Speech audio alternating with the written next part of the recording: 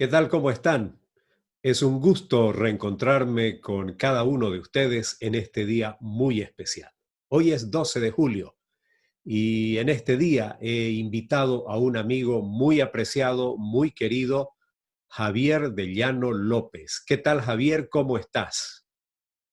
Hola Napoleón, un gusto de saludarte, muy buen día, un gran saludo para vos, toda tu familia, un aprecio como siempre y estamos siempre en contacto permanente especialmente en este día, ¿no?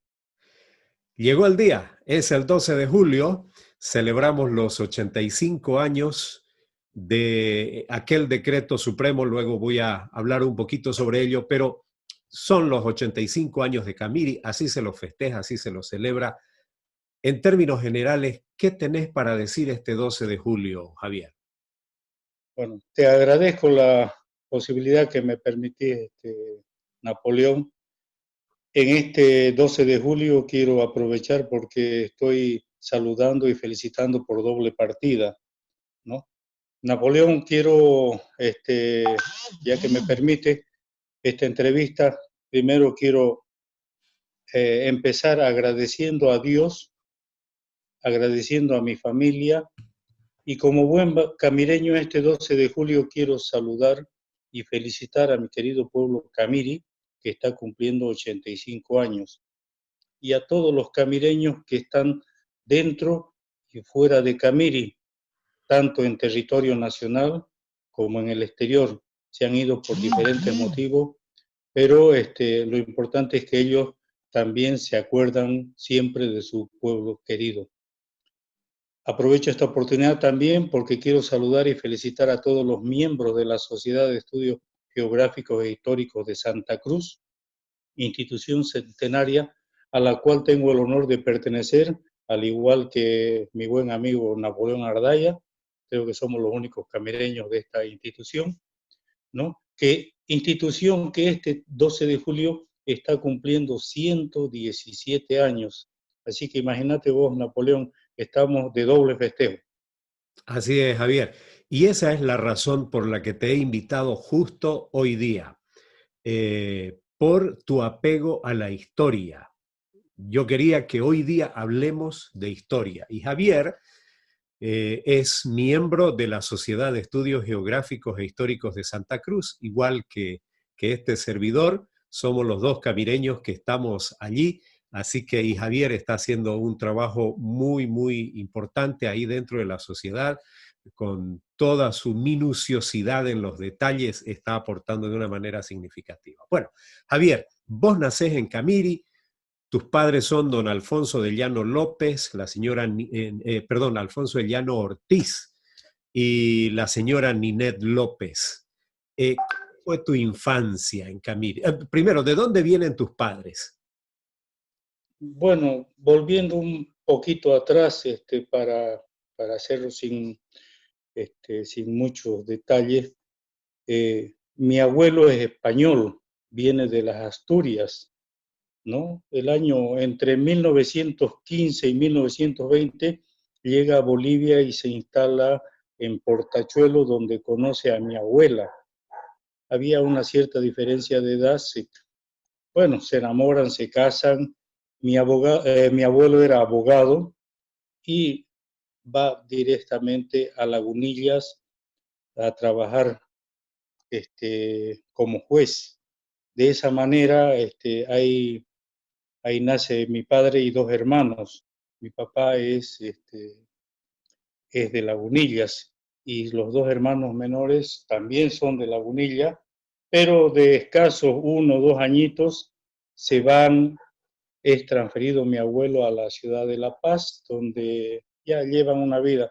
Mi papá siempre, como él decía, soy colla y festejaba el 16 de julio más que que el Día de la Unilla, así que porque él se crió desde pequeño. Mi mamá, ¿no? Mi mamá es del lado de Gutiérrez, de una hacienda prácticamente de mis abuelos que se llama el Curichi, y prácticamente ella en edad ya estudiantil iba a Camiri para poder estudiar bajo la tutela de mi bisabuela, que fue un gran personaje también en Camiri, doña Isabel Pinto. Y bueno, ahí se conocieron, se casaron y fruto de ello somos 5 hermanos, ¿no? Mi hermano mayor, Julio César, luego le sigue, Julio César es militar, luego le sigue Johnny, tercero estaba un hermano que a los 3 o 4 añitos falleció, un tema muy delicado para la familia porque falleció un 27 de mayo, entonces mi mamá quedó destrozada. Y como cuarto estoy yo, y para terminar, los de Llano, López, está mi hermano Alfonso, más conocido como Poncho, ¿no? Todos varones, ¿eh? Todos varones, sí.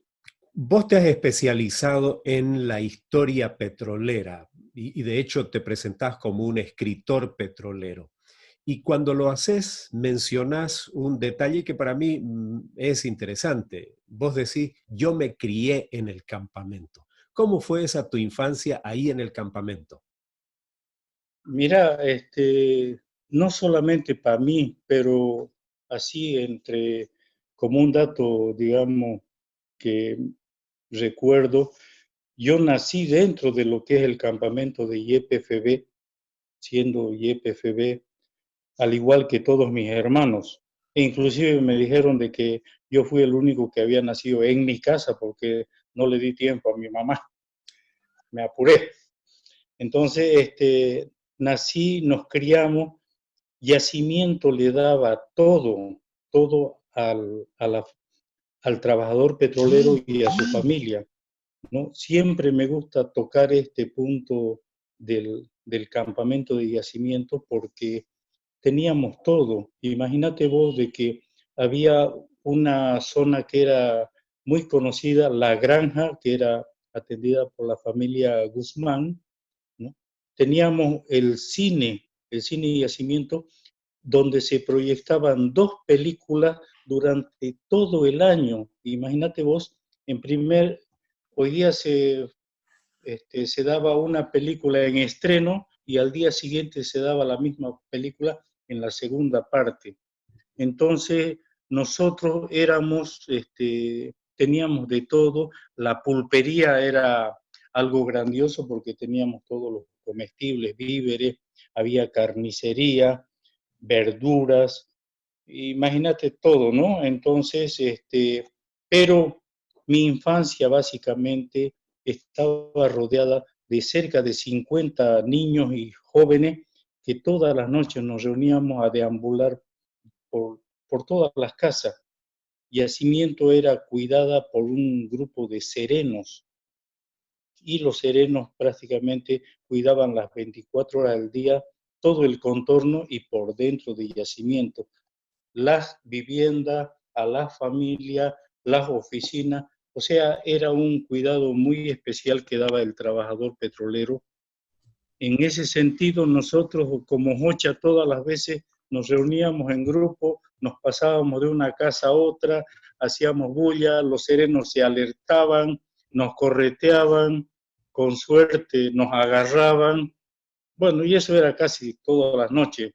Así que la infancia que yo pasé, la infancia que yo pasé prácticamente fue hermosa, al igual que mis hermanos, y como te digo, éramos como 50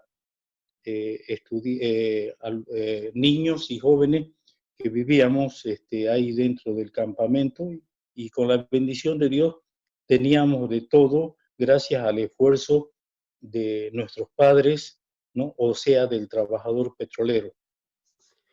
Ya para tu formación profesional, te vas fuera del país. ¿Dónde estudiaste?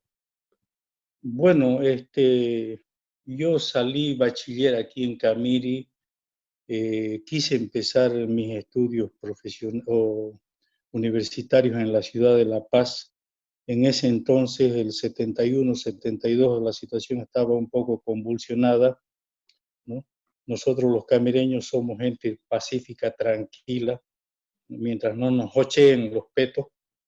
Y charlando con mi padre decidimos que me vaya a La Plata, pero yo llego hasta, solamente hasta Yacuiba, donde quise sacar mi pasaporte como estudiante, donde no me dejaron porque yo no era estudiante de Tarija, entonces no me podían dar un pasaporte estudiantil porque no había estudiado en Tarija, yo era de Santa Cruz. Tenía que volver a Santa Cruz a hacer el trámite y eso se hacía moroso. Entonces, en ese entonces había un gran personaje de Yacimiento, muy querido por todo Yacimiento y Yacuiba, don Rolando Hinojosa, que me dijo, no te hagas problema, si igual vos vas a ir a estudiar, eh, podés entrar con un pasaporte con visa de turista. Entonces yo te saco inmediatamente y prácticamente en un día ya tenía yo el pasaporte de turista para entrar a la Argentina, ¿no? Pero ya en esos días que estuve en Yacuiba, eh, mis ideas cambiaron, influenciadas por los amigos que estaban ahí también queriendo cruzar la frontera y algunos que iban para uno, para otro lugar de la Argentina, y el grupo especial más grande que había era el que iba a Salta. Entonces, me animaron y de esa manera yo llegué a Salta. Allá en los años que estuve, ingresé a la universidad. Y algo interesante fue que yo ingresé como turista, ¿no? Y prácticamente a los 6 meses, 7 meses, hay un decreto nacional en la Argentina que todo el que quiera radicarse tenía que hacerse un simple examen médico y le daban la radicatoria indefinida. Entonces, como te digo, fue algo para mí muy bueno. Yo me hice dar ese examen médico y al mes me llegó mi radicatoria indefinida en la cual yo tenía casi todos los derechos como un argentino, pero radicado. De esa manera estudié allá en la universidad. No pude terminar mis estudios por diversos motivos, pero paralelo a eso estudié técnico químico, el cual egresé en Salta, y también salí como especialista en dibujo arquitectónico, ¿no? Y de esa manera ya con el pasar de los años tuve que volver a Camiri y bueno, allá ya esperando, me tuve que sentar cabeza y comenzar a pensar qué hacer, ¿no? Bueno, hiciste muchas cosas, creaste un centro de formación en dibujo técnico con resolución ministerial en aquellos años, ¿verdad? Te metiste a trabajar en la industria petrolera, en fin, y eso te ha llevado por muchos países, tenés una larga trayectoria muy reconocida además por las empresas extranjeras, pero en algún momento surge tu interés por la historia y por escribir. ¿En qué momento surge ese apego por escribir y por la historia? Mira, prácticamente te diré que fue la curiosidad la que me llevó, porque leía algunos libros, leía todo lo relacionado a Camiri y me encontraba con una serie de información, datos, nombres, lugares que me faltaban dentro de lo que era la vida de Camiri, dentro de lo que era la vida de Yacimientos. Entonces comenzó mi curiosidad por saber esos puntos y bueno, comencé a escribir, a juntar, a averiguar y de esa manera poco a poco, no digo sin querer, porque en realidad yo como, digamos así, entre comillas, escritor, empecé hace 50 años, cuando salí dactilógrafo aquí en Camiri, ¿no? Y después al año de salir dactilógrafo, fui el primer director del periódico La Voz de la JEC, donde ahí yo ya comencé a dirigir junto con la madre Rosa Estela el periódico, hicimos varias ediciones y también ya en colegio me dediqué a copiar los textos que el profesor nos daba yo los volvía a copiar y los vendía, entonces me ganaba unos pesitos. Así que no sé si exactamente puedo decir que como escritor empecé hace 50 años, pero ya tenía los indicios de querer escribir desde aquella época y se fue afianzando hace unos 10 o 15 años atrás cuando ya me interesó más la historia y comencé con la historia de Camiri y de Yacimiento y en especial de su gente. Me interesa mucho y es lo que estoy tratando de hacer ahora, un justo reconocimiento a todos los trabajadores petroleros que trabajaron en Camiri, que no son pocos, son más de 1000. Entonces, por eso de que estoy ahorita en un trabajito un poco grande, que es el álbum de oro de YPFB. Uno de mis mentores, el doctor Bob Phillips, con quien actualmente hacemos trabajos conjuntos, él es un escritor prolífico, ha publicado más de 130 libros.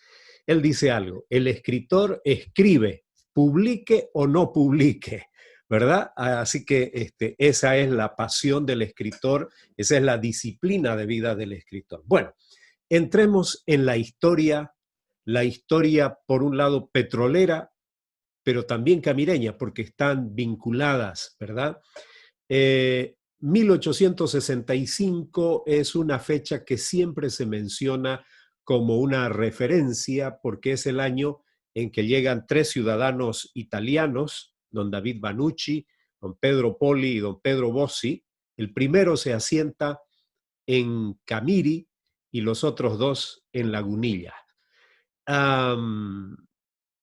¿De qué manera la aparición de estos personajes se vincula a la historia de Camiri? Bueno, prácticamente estos 3 personajes llegaron en 1865 y como tú bien dices, 2 de ellos se fueron a Lagunillas, donde se asentaron, hicieron su vida. En esa época todos eran trabajadores de campo, ¿no? Al igual que don David Vannucci Foxy, ¿no? Que en realidad fue, como lo conocemos nosotros, el primer Vannucci, ¿no? El primer David Vannucci. Entonces él se asentó en esa zona que es cerca de Camiri, en Alto Camiri, y ahí se dedicó a trabajar y después creó una hacienda modelo en lo que es Cipoti, muy cerca, a orillas del río Parapetí. Tenía esa zona bastante fructífera, entonces él supo aprovechar y le dio todo el valor. Entonces era una hacienda modelo, ¿no? Pero prácticamente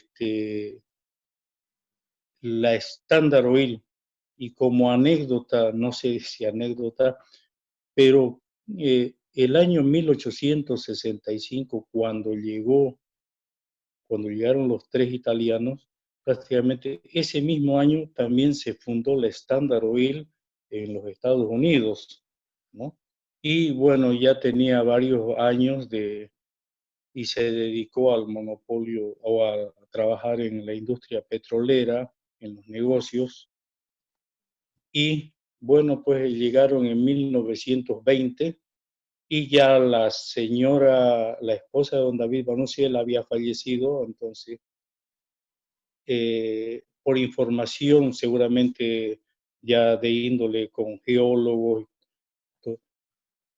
los del Standard Oil le arrendaron esa área para poder trabajar ya y comenzar los proyectos de perforación de los primeros pozos en esta área de Camiri, ¿no? Ahora, aquí es importante hacer una precisión histórica, que es bueno que el camireño sepa. Camiri no nace el 12 de julio. Camiri era una comunidad guaraní preexistente. De hecho, uno encuentra registros documentales de 1758 ya de una comunidad llamada Camiri, ¿verdad? Y acá en 1865, cuando llega don David Vannucci, va y se establece en Camiri. Posteriormente, cuando la actual ubicación toma el nombre de Camiri, porque era Isipoti, que la llamaban la bomba también en la época del Standard Oil, eh, entonces al viejo Camiri se le llama Alto Camiri, ¿verdad? Entonces, y creo que la precisión es buena porque nos habla de las raíces guaraníes, por un lado, pero por el otro lado también ya había presencia mestiza, entre ellos varios cruceños entre los años 1800, y hay documentos de presencia mestiza ahí en Camiri y en toda la zona, ¿verdad? De gente, la mayoría de ellos de Santa Cruz, que van y van poblando, van desarrollando ganadería. Ok, 1908 es otra fecha muy importante. Don Luis Labadens está de viaje, pasa por un lugar llamado Saipurú y ahí sucede algo que de alguna manera cambia probablemente su vida personal, pero también cambia la historia de la región. ¿Qué pasa con don Luis Labadens en 1908? Bueno, don Luis Labadén ya se hacía varios años que venía trabajando en toda esta región de Cordillera. Don Luis Labadén es del lado de Sucre. Él estudió en Chile, se formó como topógrafo y después se estableció en Santa Cruz y se casó con la esposa, con la hermana de su mejor amigo, que era de apellidado Flores, ¿no? Entonces, su trabajo era prácticamente recorrer toda la zona, hacer las mediciones y conocía perfectamente lo que era la provincia cordillera. Pero en 1907, en 1908 prácticamente, él por problemas de salud tiene que ir a la Argentina, ¿no? Y bueno, prácticamente pasa por la zona de Saipurú y el viaje no era de 2 o 3 horas. Para llegar de Santa Cruz a Buenos Aires se tardaba como 2 meses a mula de caballo, ¿no? Entonces, a Loma de Mula. Entonces él pasa por Saipurú y haciendo pascana en la hacienda de un crisólogo Vaca. Entonces él queda ahí y le comentó de que él estaba yendo a la Argentina para medicinarse. Bueno, como eran amigos ya porque había hecho varios trabajos por la zona don Luis Labadén, don Crisólogo le dice de que ahí tenían un lugar donde un líquido negruzco, aceitoso, salía y los campesinos de la zona, prácticamente que todos eran casi guaraníes, lo utilizaban para curarse y lo utilizaban también para la iluminación. Bueno, de esa manera, don Luis Labadén, con la curiosidad, le pidió de que lo llevara y que le obsequiara algo. De esa manera se eh, llenó 2 botellitas y continuó, después de varios días, continuó viaje hasta la Argentina para analizar esto y la suerte, la bendición de Dios, digamos así, porque en realidad para todo Bolivia fue eso, ¿no? El resultado fue que era extremadamente con bastante eh, gasolina, ¿no? Gasolina de alta pureza, prácticamente ese petróleo que había llevado. Y los análisis que le hicieron allá permitieron a que don Luis Labadén venga con esa buena noticia a Bolivia, ya con otra mentalidad, con otra idea, ya no con la que había ido a la Argentina, sino volvió con otras ideas ya un poco más grandes, ¿no? Pensando en hacer un poco más de historia, pero necesitaba él el apoyo de autoridades, necesitaba un apoyo también económico, ¿no? A pesar de que él disponía de una buena cantidad por su trabajo, pero necesitaba apoyo económico porque la empresa que él iba a comenzar era el petróleo y todo el mundo sabe de que el petróleo es pues trabajo de ricos, ¿no? Así que se puso a trabajar en eso de ahí en adelante don Luis Labadén y bueno, pues gracias a él llegamos a lo que es ahora con Camiri y con la producción de Bolivia, ¿no?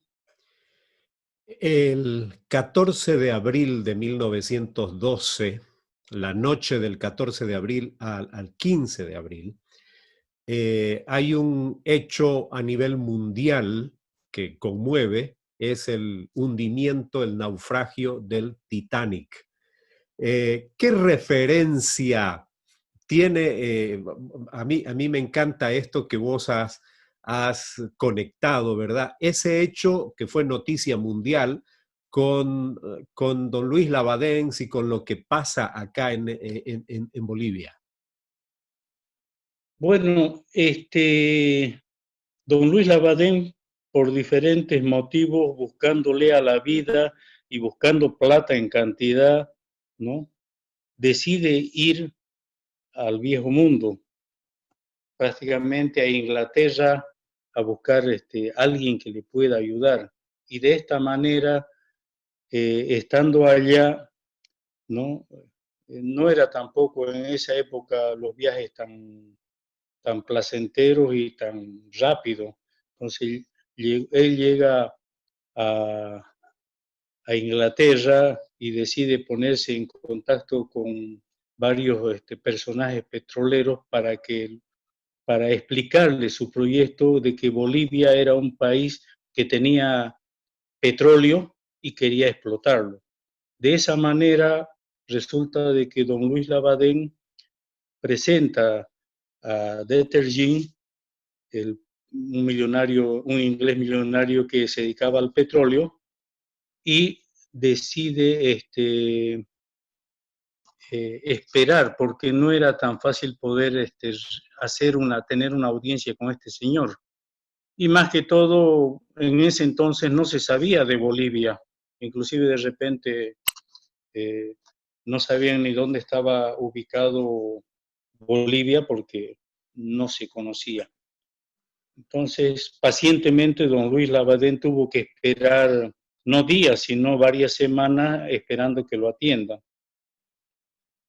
Entonces, de esa manera, don Luis Labadén lo que hace es, ya un poco impaciente, el tiempo se le acababa, el dinero también, decide tomar la iniciativa y en esos días estaba de próximo, ya estaba la noticia de que el Titanic estaba por salir en su primer viaje, primero y único viaje. Entonces, don Luis Labadén muy astutamente va y compra y reserva su pasaje en el Titanic para venir a los Estados Unidos y le hace conocer a Detergent la noticia de que en vista de que no lo atendía, él había tomado la decisión de volver a prácticamente retornar a América para continuar buscando gente que lo pueda apoyar en el campo petrolero. Entonces pasaron los días donde Dergin decide darle una entrevista a Luis Labadens, pero la casualidad fue de que el mismo día que estaba zarpando el Titanic, tenía el cita con el petrolero. Y bueno, hay una encrucijada. O me quedo a esperar la cita con una probabilidad de que consiga algo bueno para Bolivia, o me voy probando suerte. Entonces decide quedarse y asistir a la audiencia con el petrolero inglés. Resulta de que el mismo día, esto ya ocurrió al día siguiente, cuando ya la noche anterior el Titanic había sufrido la rotura de su casco por un iceberg, ¿no?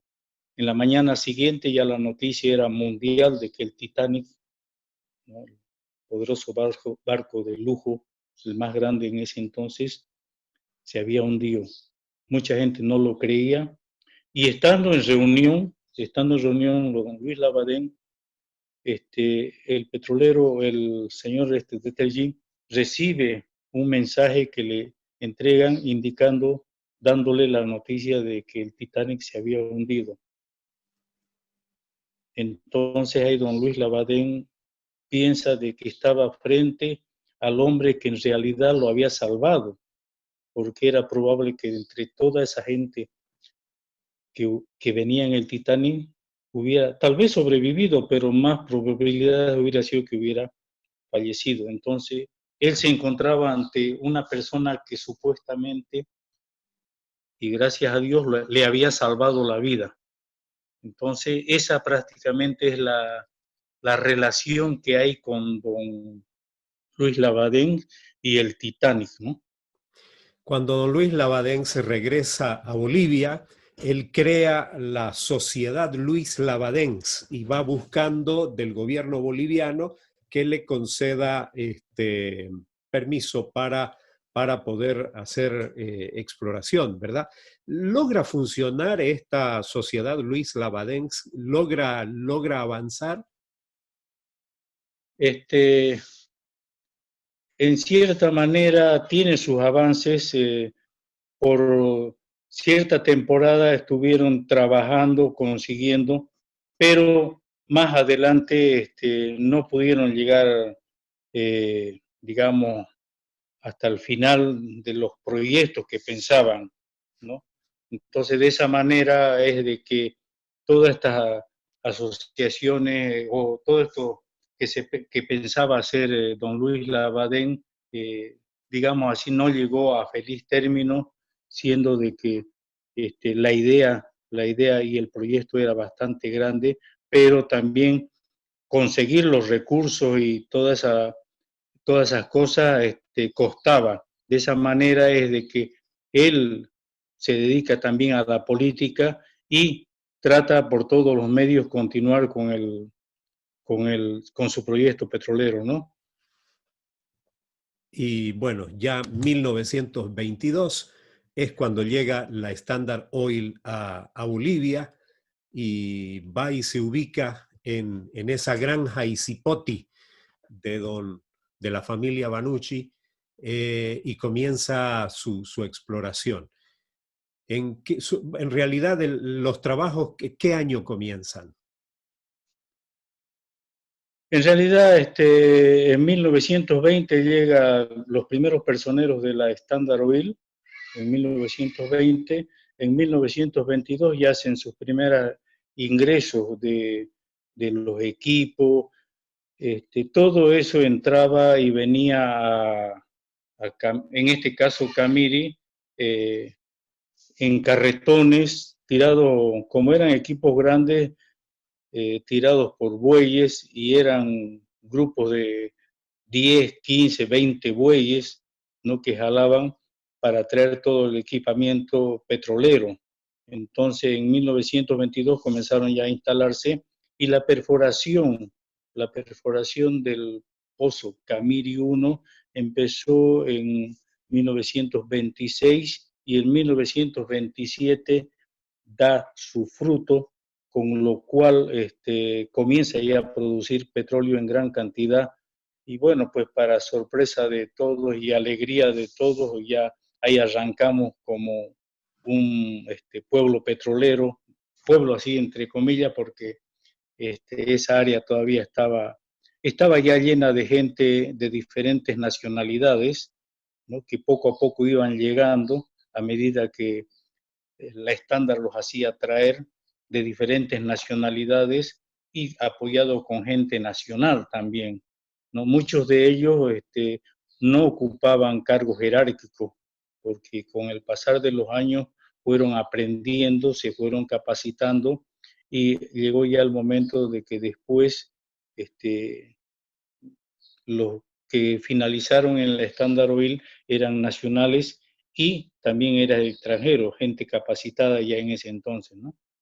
Claro, y ese es un dato muy interesante, el tema de que la industria petrolera, incipiente en ese momento, porque estaba en su fase exploratoria y comenzando la producción, logra traer mucha gente de fuera del país, pero también de muchas regiones dentro del país, ¿verdad? Y entonces esa comunidad de Camiri, que era guaraní y también con alguna presencia mestiza, cambia su eje. El eje de la actividad va en torno al lugar donde se asienta la empresa, porque ahí hay intercambios, hay servicios que proveer y es allí donde va llegando. Para avanzar en la historia, viene 1932, comienza la Guerra del Chaco, hasta 1935. En ese proceso, ¿qué pasa con la empresa petrolera, con la presencia militar en Camiri que establece ahí la Dirección General de Etapas?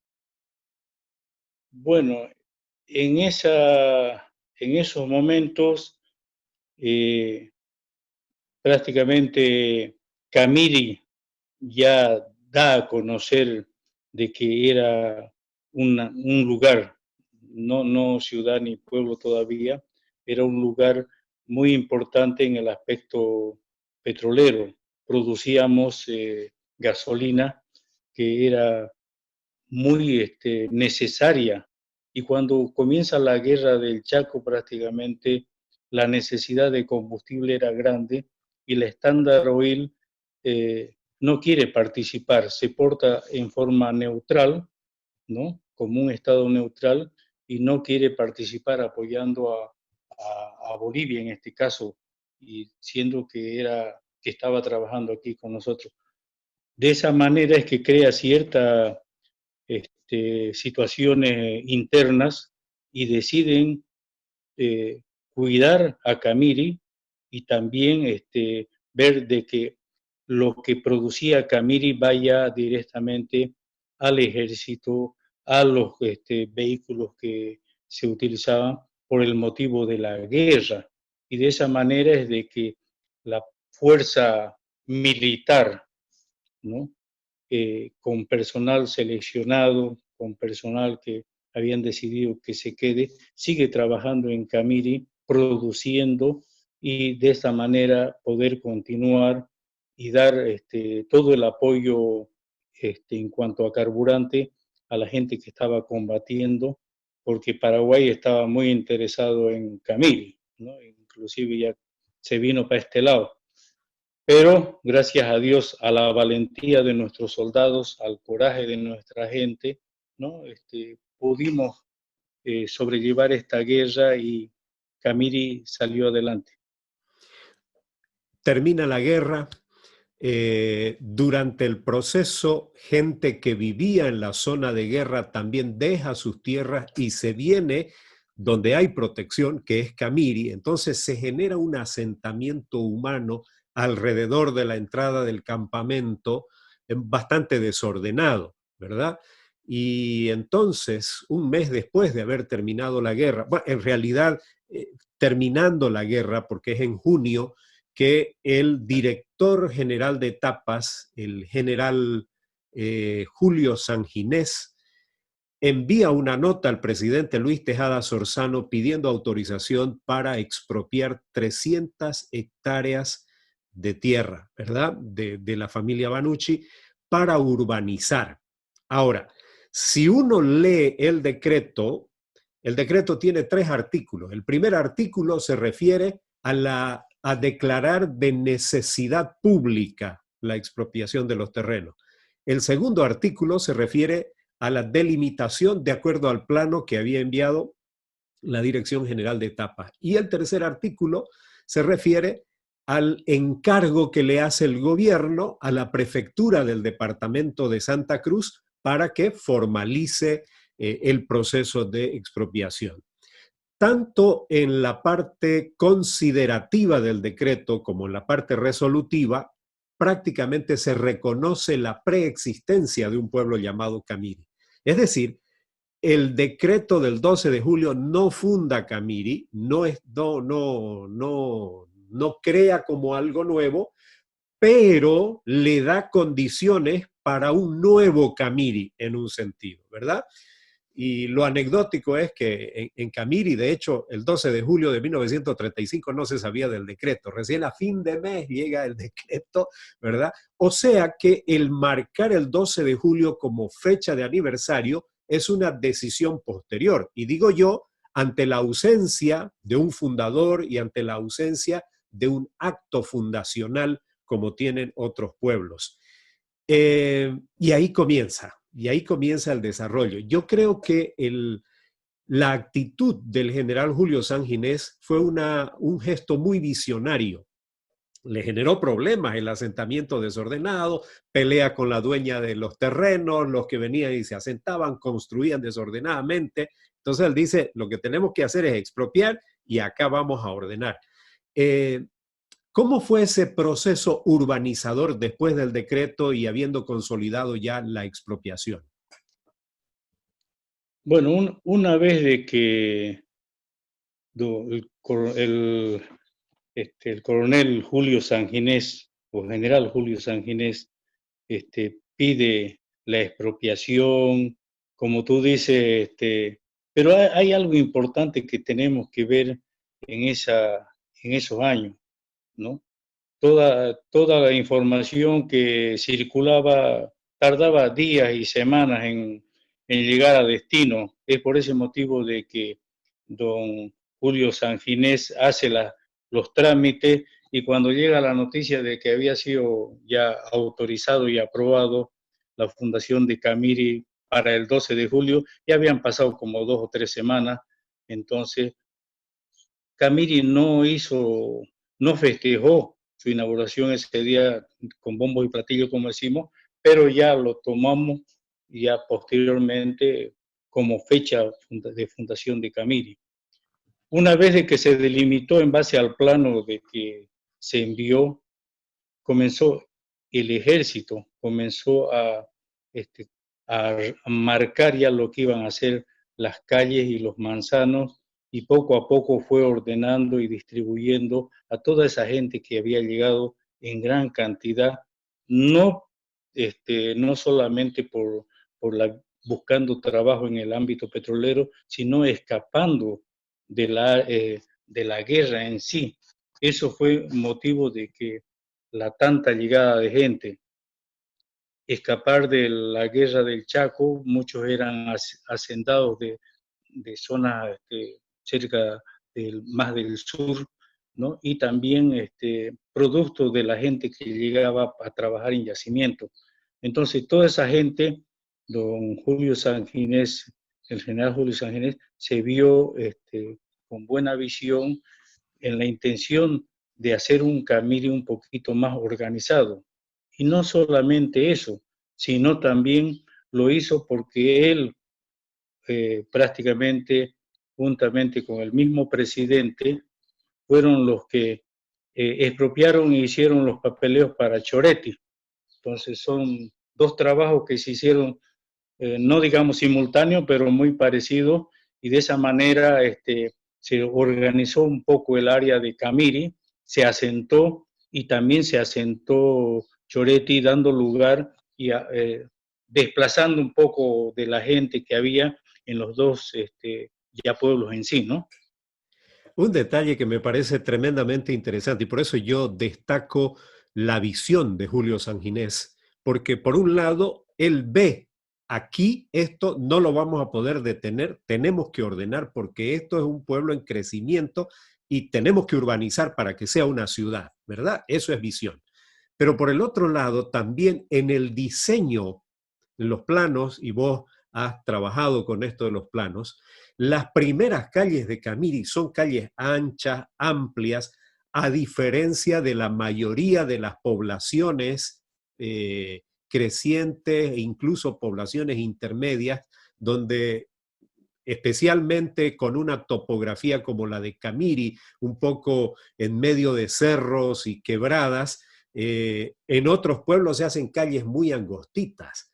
pero las primeras calles de Camiri son amplias, realmente hay una visión en ese detalle urbanístico, ¿verdad?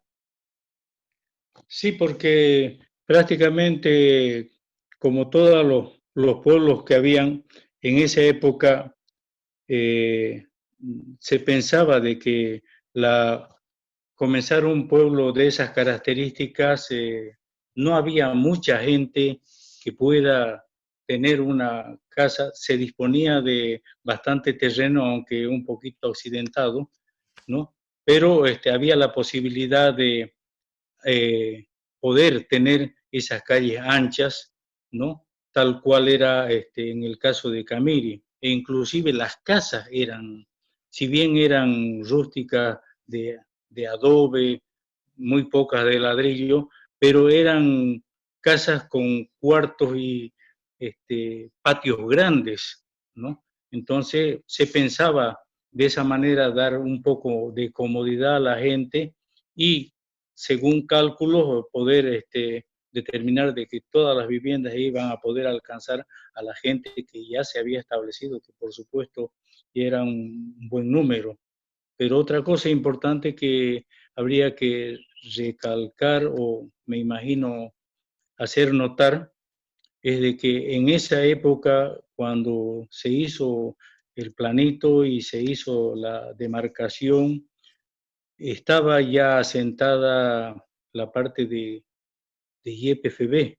Uh -huh. Y si observamos bien el plano y las características de las calles bien ubicadas y bien distribuidas en la parte de afuera, en la parte de adentro de Yacimiento ocupaba la cuarta parte de lo que era el área de Camiri.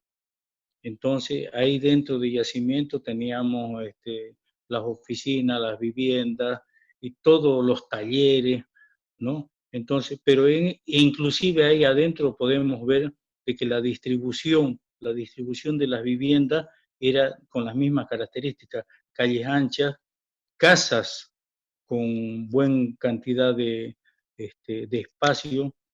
Para comentarte nomás, la casa del campamento, todos los manzanos, actualmente vos ves aquí un manzano normalmente o una cuadra tiene como 10 o 15 frentes de vivienda, ¿no?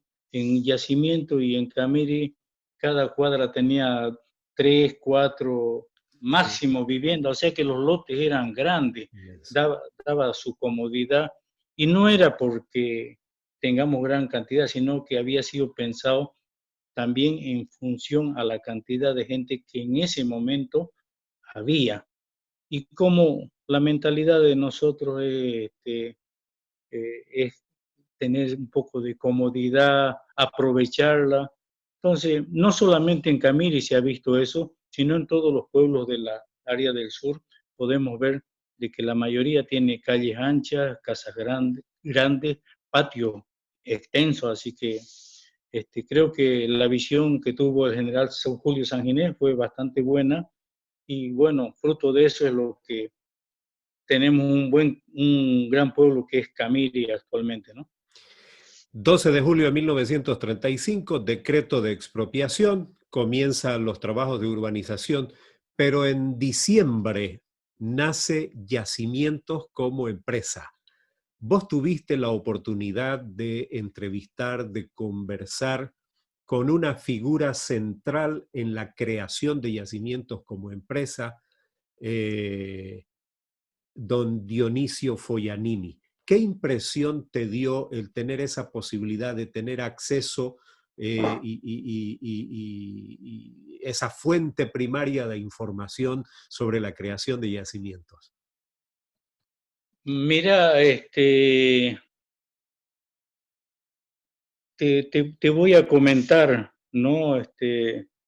Yo tuve la oportunidad de conocerlo a don Dionisio Foianini, conversamos no mucho, pero conversamos sobre diferentes temas en el cual yo le comentaba de que venía yo de Camiri, pero en ese entonces ya habían transcurrido bastante bastante años. Él se encontraba ya con buenos años encima. Esto más o menos ocurrió en 1985, ¿no? Donde yo tuve 50 la años oportunidad, después ya. imagínate vos, Claro. ¿no? Pero a lo que tú me preguntas sobre mi impresión de él, quiero comentarte algo que, que para muchos de repente no lo conocen, ¿no? Cuando yo estaba en Camiri con mi escuela de dibujo, una noche cualquiera de esas aparece en la puerta de mi escuela un señor que medía como 2 metros más o menos, de aspecto señorial, y era el, este señor venía de Santa Cruz, ¿no? Don Germán Gabriel Arana. Exacto. Entonces, él me encargó que le haga un trabajo del plano de Santa Cruz hasta el segundo anillo, ¿no? Trabajo que se lo hice con gusto, me pagó y cumplimos el contrato con un apretón de manos, y ya cuando el trabajo fue finalizado, ya yo trabajando en yacimiento fui a Santa Cruz, y don Germán Gabriel Arana me llevó a pasear por la plaza y a explicarme cómo había sido el fruto del trabajo que yo había realizado, que era el plano de Santa Cruz. Y de esa manera fuimos y este, en realidad nos encontramos con don Dionisio Foglianini ya prácticamente con sus buenos años, donde ahí tuve la oportunidad de conocerlo. Comentamos, como te digo, brevemente sobre la vida petrolera. Yo le comenté de que era de Camiri, y él muy contento porque él recordaba de que su fruto y yacimientos prácticamente había nacido a lo que era Camiri. Gracias a Camiri nació Yacimientos, ¿no? Un año después, el 21 de diciembre de 1936. Entonces, él era fundador de Yacimientos, había un primer directorio, y el primer superintendente que hubo en Camiri fue el hijo de Luis Labadens, ¿no? Don Jorge, don Jorge T. Labadens Flores, ¿no? Y su esposa era hermana de don Dionisio Foglianini, la señora Blanca Foglianini. Entonces, habían cosas muy ligadas desde aquella época en la familia petrolera, ¿no? Que estas familias dieron lugar a que Camiri como sector petrolero tenga un repunte no solamente nacional, porque algo que es importante destacar de que Camiri dio mucha gente joven, hijos que nacieron en Camiri, pero también debemos valorar a toda esa gente que llegó a trabajar, grandes profesionales hoy en día, y que debemos aprovechar sus conocimientos, sus experiencias, porque ellos estuvieron y trabajaron en Camiri. Yo los conocí casi a todos porque al lado de mi casa había lo que le llamábamos el conventillo. Entonces, todos los ingenieros nuevitos que llegaban a Camiri iban prácticamente, eran ahí y eran nuestros vecinos. Y lo más interesante era que entre mi casa y el conventillo había un espacio cabal para una cancha de voleibol, ¿no? Tal vez me estoy separando un poquito de lo que hemos iniciado, pero te quería comentar de que entre mi casa y el conventillo había un área que era una cancha de voleibol. Entonces, todos los domingos los ingenieros nuevitos ya habían hecho amistades, invitaban a las señoritas de Camiri para que vayan a participar de los partidos de voleibol que ellos organizaban, las salteñadas, así que actividad deportiva había todo domingo. Fruto de esos encuentros juveniles de profesionales, que hoy son grandes profesionales, como te digo, han formado familia con muchachas camireñas. Hay muchos de ellos que tienen hijos camireños y permanentemente andan yendo a Camiri. Entonces, a toda esa gente tenemos que reconocer, valorar y aprovechar ahora que están vivos. Una precisión que vos hiciste y que es importante resaltarla. Es decir, el decreto de expropiación es 12 de julio de 1935, la fundación de yacimiento es 21 de diciembre de 1936. Tenés razón, es un año y un poco más después, casi un año y medio. Esa es la historia central, básica, petrolera ligada con el Camiri de hoy, ¿verdad? Vos tenés un proyecto que te apasiona y que te trae muy, muy inquieto, el Museo Petrolero. El Museo Petrolero, que dicho sea de paso, ya fue declarado prioridad por ley, pero que hasta ahora no se ha consolidado. ¿Qué hace falta para ese Museo Petrolero, Javier? Bueno, como tú dices, el Museo Petrolero hace 20 años que ya está como ley, ¿no? En 2001. Entonces, para mí, Camiri debe ser declarada una ciudad museo porque Yacimiento está repartida en todo Camiri. Si nosotros comenzamos a revisar el arco de entrada a Yacimiento, la primera torre, la réplica que se hizo, tenemos la refinería, tenemos la planta de gas, tenemos Peña Blanca, tenemos arriba las piletas de agua, abajo tenemos la granja, tenemos las norias, tenemos los talleres, tenemos las oficinas. Todo lo que es hablar de yacimientos son reliquias que deben prácticamente mantenerse, pero no es un proyecto para 4 pesos, es un proyecto en el cual tenemos que abocarnos con decisión, con entusiasmo y con plata, pero más que todo con el apoyo de las autoridades para que nos den luz verde en este proyecto. Básicamente te comento de que el petróleo apareció en la tierra, en todo el mundo apareció de la misma manera, es decir, fluyendo naturalmente en alguna quebradita. En los Estados Unidos, de la misma manera, no porque sea potencia ya se han dedicado a perforar, sino comenzó fluyendo, y la primera vez que ocurrió en los Estados Unidos fue fluyendo en una zona donde era una zona donde producían mucha sal, ¿no? A lo que quiero llegar es de que todos estos pueblos petroleros, muchos nacieron y no saben de en qué momento desaparecieron, quedaron como pueblos fantasma. Menos mal de que Camiri pudo reaccionar, su gente pudo salvar la situación para sobrevivir, ¿no? Pero lo que quiero mencionar es de que todos esos pueblos, muchos de ellos desaparecieron, quedaron como abandonados, pero muchos de ellos también supieron valorar esas reliquias petroleras históricas, las juntaron, las ordenaron, las pintaron y pusieron gente que pueda enseñar y mostrar cómo era la vida petrolera en esa área.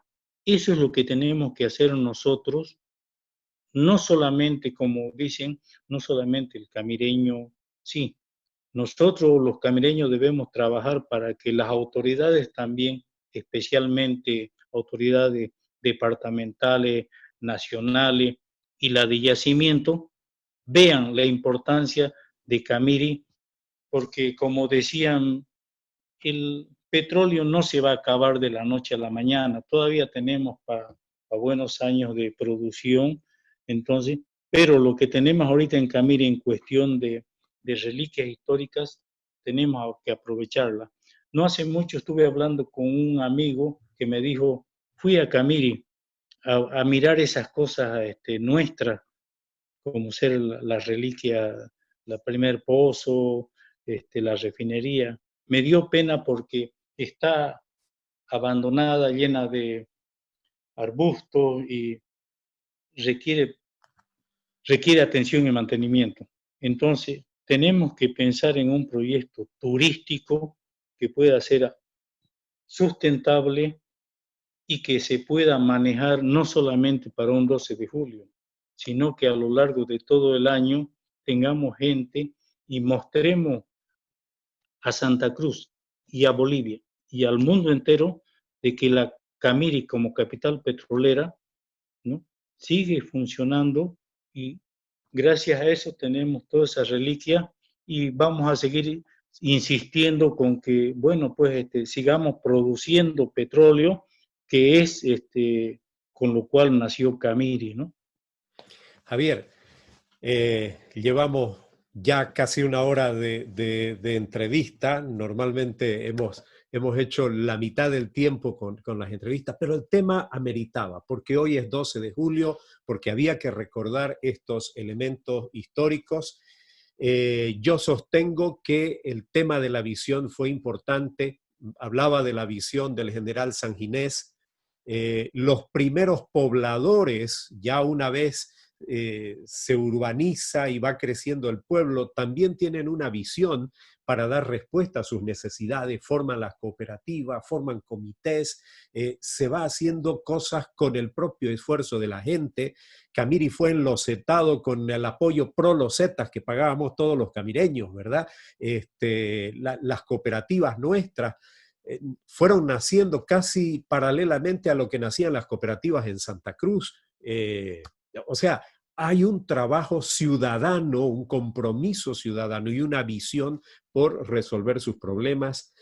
Entre la década de los 70 y los 80 hay un movimiento cívico, siempre recordamos a los 80, pero en realidad comienza desde los 70 en medio de gobiernos militares, una lucha cívica que desemboca también en medidas muy claras en favor de Camiri, que son resultado de la visión de una generación de jóvenes profesionales.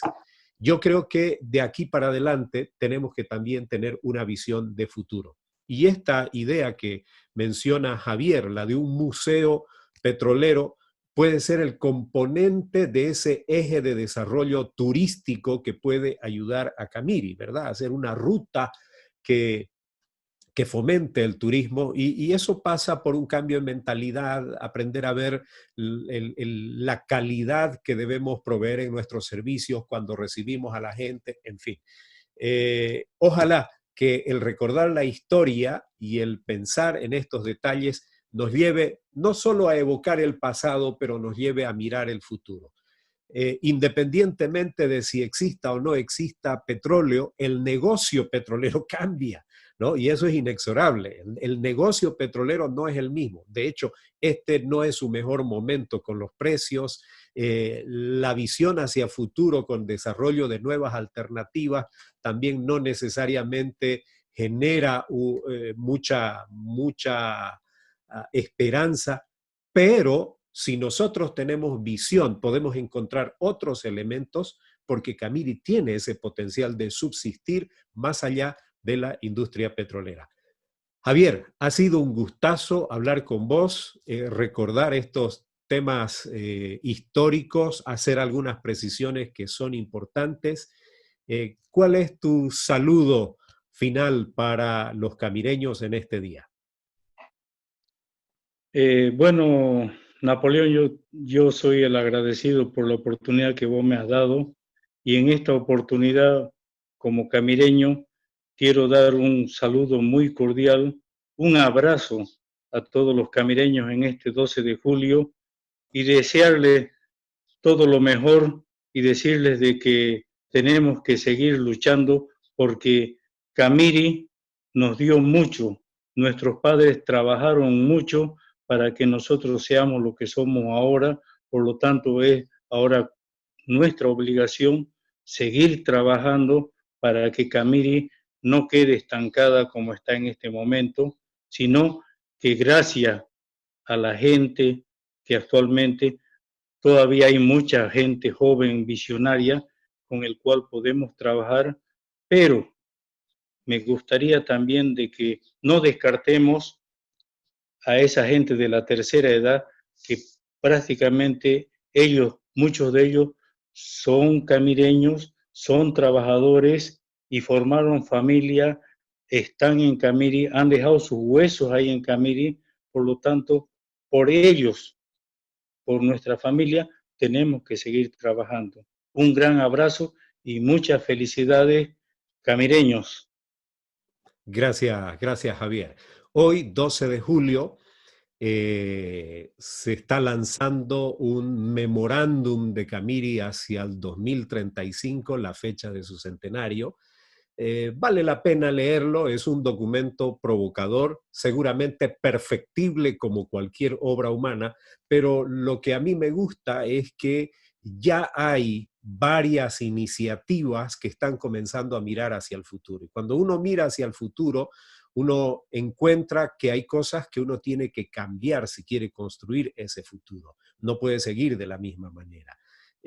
Tenemos que reconocer que los últimos años han sido años de confrontación, han sido años de contemplar actitudes no siempre positivas entre los actores políticos locales. Bueno, es tiempo de decir, ya no queremos más de eso, miremos al futuro y para mirar al futuro vamos a tener que trabajar juntos. Lo bueno de mirar al futuro es que uno deja de mirar a los lados, deja de mirar al otro.